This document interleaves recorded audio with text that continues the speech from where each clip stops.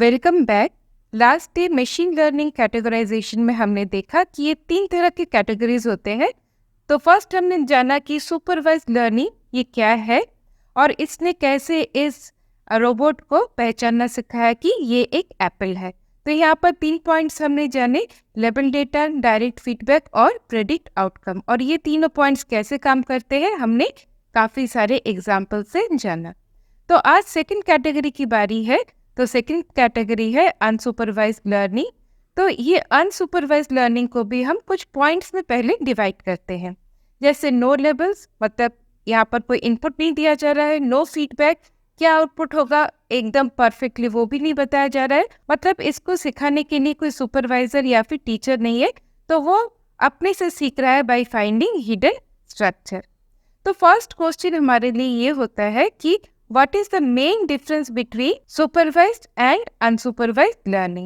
तो supervised और unsupervised learning में difference actually में है क्या, यहाँ पर जानेंगे इस तरह से कि in supervised learning the model is trained on label data with input output pairs।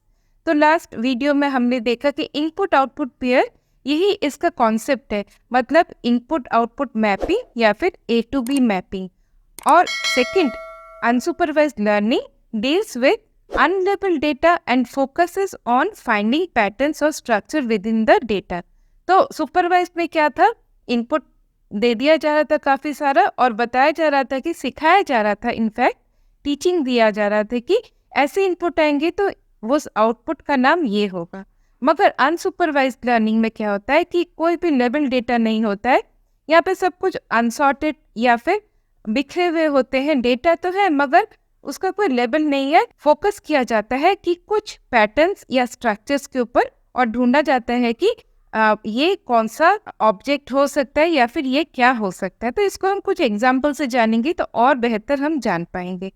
तो यहाँ पर कॉन्सेप्ट ऑफ अनसुपरवाइज्ड लर्निंग, यहाँ पर मेन टैगलाइन या फिर मेन कॉन्सेप्ट क्या है, फाइंड हिडन स्ट्रक्चर। तो वहाँ पर सुपरवाइज्ड लर्निंग में क्या था, इनपुट टू आउटपुट मैपिंग्स था। तो सपोज हमारे यहाँ पर क्यूट सा एक रोबोट या फिर मशीन आ गया है जिसे अभी सीखना है, कुछ डेटा इसको दिया जाएगा जहाँ पर उसका लेबलिंग नहीं होगा। तो फर्स्ट हम एक इजी एग्जांपल से जानते हैं, जैसे इसको एक बास्केट ऑफ फ्रूट्स दे दिया गया और यहाँ पे सारे फ्रूट्स इसको दे दिए गए और ये पहचानता ही नहीं है कि कौन सा फ्रूट का नाम क्या है या फिर कौन से फ्रूट किसके साथ मिलते जुलते हैं। तो अब ये सोच रहा है ये कुछ हिडन पैटर्न्स ढूंढे। तो पैटर्न्स क्या क्या हो सकते हैं, कलर हो सकता है, शेप हो सकता है, साइज हो सकता है।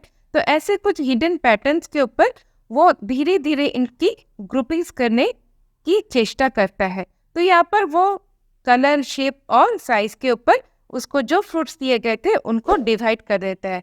मतलब यहाँ पर उसे मालूम नहीं कि ये एप्पल है या फिर ये ऑरेंज है, इस तरह से वो नहीं जानता। मगर बाय यूजिंग द पैटर्न जैसे कलर, शेप और साइज के जरिए ने इनको ग्रुप कर सकता है। मतलब इसको अगर एक नया ऑरेंज दे दिया जाए तो यहाँ पर वो इस ग्रुप में ऐड कर देगा।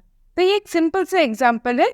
अब हमारे पास नेक्स्ट क्वेश्चन आता है, why might unsupervised learning be used when you have supervised learning available. मतलब अगर सुपरवाइज्ड लर्निंग था ही, हम यहाँ पर ऑरेंज को ऑरेंज बोल सकते थे, लेबलिंग कर सकते थे, मैंगो को मैंगो का लेबल डाल सकते थे, मगर हमने ऐसे नहीं किया तो इसको एकदम डिफरेंट वे से क्यों अनसुपरवाइज्ड लर्निंग की हेल्प लेनी पड़ी। तो यहाँ पर एक बहुत बड़ा पॉइंट है, one of the many points, many a times perfectly labelled data sets are hard to find. मतलब फ्रूट्स के लिए तो चलो इजी था, मगर बहुत ऐसे मौके होते हैं जहाँ पर हमको डेटा सेट्स का लेबल्स बहुत मुश्किल से मिलता है या फिर कभी कभी मिलता भी नहीं है। तो यहाँ पर क्या होगा, the objective of the machine is to organise disordered data based on similarities, patterns and differences without any prior data training. मतलब सुपरवाइजिंग नहीं किया गया, कोई ट्रेनिंग नहीं दिया गया उसे। यहाँ पर जो अनऑर्डर्ड या फिर अनसॉर्टेड जो डेटा है, जो अनऑर्गेनाइज डेटा है, तो उनसे उनको ढूंढना पड़ेगा बाय यूजिंग सिमिलैरिटीज, पैटर्न्स, जैसे हमने लास्ट एग्जाम्पल में जस्ट नाउ हमने देखा। तो चलिए इसको और थोड़े से बेहतर वे से जानते हैं, एक फिक्शनल एग्जाम्पल के साथ और एक डेली लाइफ एग्जाम्पल के साथ। तो फर्स्ट हमारा फिक्शनल एग्जाम्पल ये है, सपोज ये एक सॉकर ग्राउंड है या फिर फुटबॉल खेला जा रहा है, तो ये एक गेम यहाँ पर चल रहा है। तो इस गेम में आपको एकदम ड्रेस पहना के डाल दिया गया कि आप भी एकदम प्रो की तरह गेम खेलिए। तो अभी आपने ये वाला गेम को पहले कभी वॉच नहीं किया, आपने क्रिकेट देखा है, आपने स्विमिंग देखा है, मगर आपने फुटबॉल नहीं देखा। तो अब आपको कैसे पता चलेगा और कैसे बहुत बेहतरीन खेल पाओगे? तो यहाँ पर आपको सब कुछ अनसॉर्टेड है, सब कुछ अनऑर्गेनाइज्ड है कि ये गेम होता क्या, आपको कुछ मालूम ही नहीं है।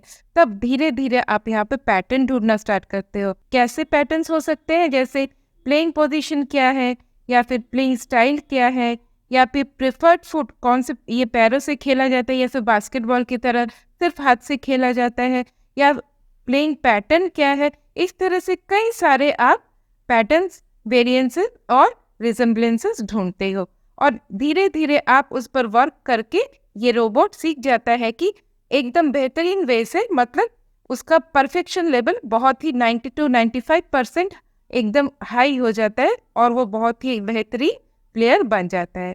तो ये चली बात हमारी फिक्शनल जो एग्जाम्पल है। अब हम एक रियल लाइफ एग्जाम्पल देखते हैं। तो यहाँ पर मार्केट बास्केट एनालिसिस, ये एक रियल लाइफ एग्जाम्पल है और ये बहुत एक बेहतरीन और बहुत चर्चित एग्जाम्पल है। तो यहाँ पर होता क्या है, पहले ये जानते हैं। This is a technique commonly used in retail and e-commerce to uncover associations and relationship between products that are frequently purchased together. It aims to identify patterns of co-occurrence among items in customers' shopping basket or transaction. अब इसको छोटे से हम जानते हैं कि जैसे retail shop है या फिर ई कॉमर्स शॉप है, सिंपल, या फिर कोई मॉल भी हुआ, आप खरीदारी करते हो, तो यहाँ पर ये डेटा पर ट्रैक रखा जाता है कि आप जब कुछ खरीदते हैं तो एक जब प्रोडक्ट खरीदते हैं तो आपका उसके साथ और कौन सा प्रोडक्ट खरीदने की ज़्यादा चांसेस होते हैं। तो इससे होता क्या है, अगर आप जान भी जाओ कि ये डेटा अगर आपको मिल जाता है कि एक प्रोडक्ट के साथ एक कस्टमर और एक कौन सा प्रोडक्ट खरीदने के ज़्यादा चांसेस होते हैं, एक या दो से ज़्यादा, तो इसके बारे में हम और थोड़ा बेहतर वे से जानते हैं। तो यहाँ पर हमारा जो मार्केट बास्केट एनालिसिस है, इसका डायग्राम कुछ इस तरह से है। तो यहाँ पर इनपुट में उसे क्या मिलेगा, जैसे transaction data, the supermarkets transaction data containing list of items purchased in each transaction serves as the input।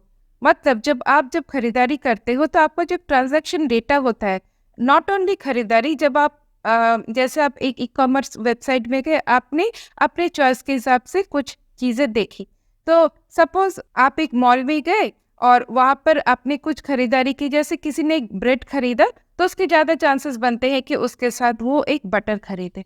तो इस तरह के मतलब सिमिलैरिटीज देखे जाते हैं। तो नेक्स्ट आता है आइटम सेट्स।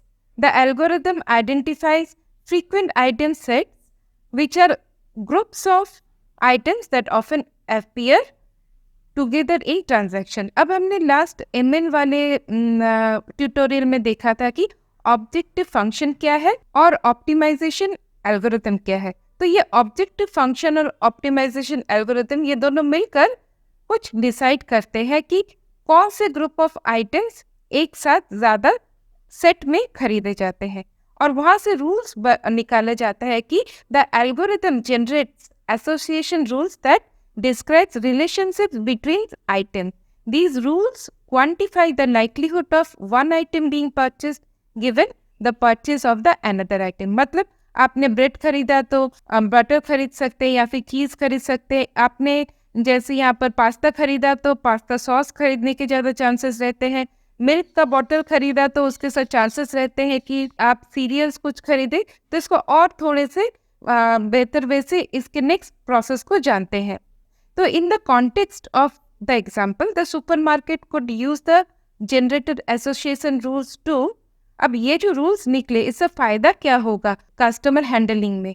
तो यहाँ पर फर्स्ट है place related items closer together on shelves to encourage additional purchases. मतलब ब्रेड रखा गया तो उसके साथ अगर बटर रखा जाएगा तो कोई ब्रेड खरीदने गया तो उसे अचानक से अगर याद भी नहीं होगा तो वो सोचेगा कि अच्छा, अगर एक ब्रेड के साथ बटर भी ले ले तो ज़्यादा सुविधा होगा।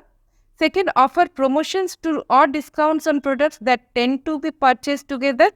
अब सोचो कि ब्रेड खरीदा, बटर खरीदा, तो पास में एक ऑफर रख दिया गया कि आप अगर ब्रेड और बटर खरीदते हो तो इसके साथ अगर एक चीज़ का पैकेट आप लेते हो तो वहाँ पर आपको कुछ डिस्काउंट मिलेगा। तब कस्टमर सोचेगा कि चलो कुछ पैसे बच रहे हैं तो हम यहाँ से चीज़ भी खरीद लेते हैं। और ये सारे प्रोडक्ट्स अगर एक ही जगह पे रखे जाए तो खरीदने में भी सुविधा होगा और यहाँ से ज़्यादा से ज़्यादा प्रॉफिट मिलेगा। अब personalise recommendations for customers based on their historical purchases। अब जैसे ये कुछ ग्रुप में आइटम अगर कस्टमर ने खरीदे, वो ऑनलाइन हो या ऑफलाइन हो, अगर ऑनलाइन खरीदेंगे तो आप जब और कोई वेबसाइट में जाएंगे तो आपको उसी से मिलता जुलता कुछ आइटम्स आपके सामने रिकमेंडेशंस में आते रहेंगे। आप जब भी उस ई कॉमर्स वेबसाइट में आएंगे तो आपको आपने जिस तरह के प्रोडक्ट्स देखे या फिर खरीदे वैसे रिकमेंडेशंस आपको मिलेंगे। तो इस तरह से क्या होगा, बिजनेस के प्रॉफिट ज़्यादा से ज़्यादा बढ़ते चले जाएंगे। अब नेक्स्ट क्वेश्चन आता है, can you provide an example where unsupervised learning could be used to preprocess data for a supervised learning task. मतलब एक ऐसा सिनेरियो जहाँ पर अनसुपरवाइज्ड लर्निंग से जो रिजल्ट मिला उस रिजल्ट को सुपरवाइज्ड लर्निंग को के कोई एक वर्क में हमने यूज़ किया। तो उसका आंसर इस तरह से है, clustering customer data to identify segments. मतलब हमने अभी अनसुपरवाइज्ड लर्निंग में क्या किया, हमने ग्रुपिंग किया, मतलब क्लस्टर्स बनाए सेम दिखने वाले चीज़ों के या फिर सेम खरीदने वाले चीज़ों के, which can then be used as a feature for a supervised classification task. Predicting customers preference, मतलब जब हमने अनसुपरवाइज्ड यहाँ पर एल्गोरिदम अपनाया तो वहाँ पर क्लस्टरिंग हमें मिला। अब उस क्लस्टर को अगर लेबलिंग के तरह यूज़ किया जाए, क्योंकि सुपरवाइज्ड लर्निंग में क्या होता है कि क्लासिफिकेशन बेस्ड मेनली होता है, येस और नो। मतलब जैसे हमने देखा था कि ईमेल ये स्पैम है या नहीं है, इस पर डिसीजन होता है। अगर क्लस्टरिंग हो गया, अब उस क्लस्टर से या फिर उस क्लस्टर को हम लेबल कर सकते हैं as new input for supervised classification. तो सिंपल, तो इसके बारे में हम और जानेंगे कमिंग वीडियोस में। मगर यहाँ पर एक सिंपल सा डेली लाइफ के हम एग्जाम्पल से, मतलब ईजी वाले एग्जाम्पल से थोड़ा सा समझते हैं। इमेजिन करिए कि आपके 20 फ्रेंड्स हैं, आप नए हो उन फ्रेंड सर्कल में और उनकी चॉइस के हिसाब से आपने उनको एक ग्रुप कर दिया, एक 5 का ग्रुप है या फिर एक 6 का ग्रुप है, एक 4 जनों का ग्रुप है। सपोज ग्रुप ए में आपने ग्रुपिंग इस तरह से की कि ये 5 दोस्त मेरे ऐसे हैं जो घोस्ट की स्टोरी पढ़ने में या फिर उसका चर्चा करने में, भूतों का स्टोरी को चर्चा करने में ज़्यादा खुश रहते हैं। और ग्रुप बी है जिसे गेम्स के बारे में अच्छा लगता है चर्चा करना, जैसे फुटबॉल का कौन सा गेम चल रहा है। तो आप अब समझ गए कि ये ग्रुप को आपने क्लस्टर किया एज पर अनसुपरवाइज्ड लर्निंग, क्योंकि आप जब नए थे दोस्तों के ग्रुप के बीच में तो आपको मालूम नहीं था कि कौन सा दोस्त को क्या पसंद है। तो आपने पैटर्न्स ढूंढे और आपने उससे ग्रुपिंग की, क्लस्टरिंग की। अब आप उसको सुपरवाइज्ड लर्निंग में अभी इस्तेमाल करोगे। कैसे?